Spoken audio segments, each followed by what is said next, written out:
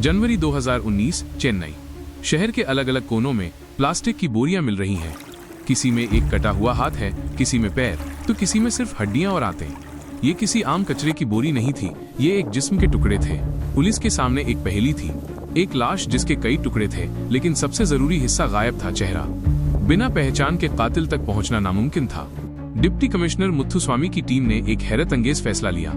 उन्हें शक था कि लाश के बाकी हिस्से शहर के सबसे बड़े पल्लीकरनई डंप यार्ड में हो सकते हैं। और फिर शुरू हुआ इतिहास का शायद सबसे बड़ा सर्च ऑपरेशन। पुलिस ने 11,700 टन कचरा छान मारा। मेहनत रंग लाई। पुलिस को धड़ और शरीर के कई और हिस्से मिले, लेकिन सिर और एक बायां हाथ अब भी गायब था। दिन बीतते गए और केस अंधेरे में ही रहा। तभी एक अफसर की नजर लाश के हाथ पर बने एक टैटू पर पड़ी। एक टैटू शिव पार्वती का था और दूसरा एक ड्रैगन का। ये एक छोटा सा निशान इस पूरे केस को सुलझाने वाला था। ठीक इसी समय एक माँ अपनी बेटी संध्या की गुमशुदगी की रिपोर्ट लिखवाने पहुंची। उसने बताया कि उसका दामाद, जो फिल्मों में असिस्टेंट डायरेक्टर है, कुछ बता नहीं रहा।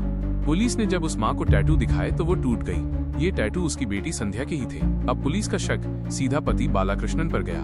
पहले तो वो कहानी बनाता रहा, लेकिन पुलिस की सख्ती के आगे टूट गया और उसने अपना जुर्म कबूल कर लिया। बालाकृष्णन को शक था कि संध्या का किसी और से अफेयर है।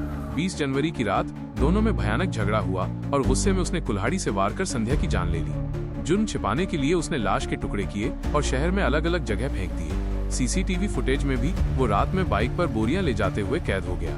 पुलिस ने कातिल को तो पकड़ लिया, लेकिन एक सवाल आज भी जिंदा है। बालाकृष्णन की निशानदेही पर पुलिस ने हर जगह खोजा, लेकिन हजारों टन कचरे के नीचे संध्या का सिर और बायां हाथ कभी नहीं मिला। आज 5 साल बाद भी वो सिर एक राज बनकर उसी कचरे के ढेर में कहीं दफन है।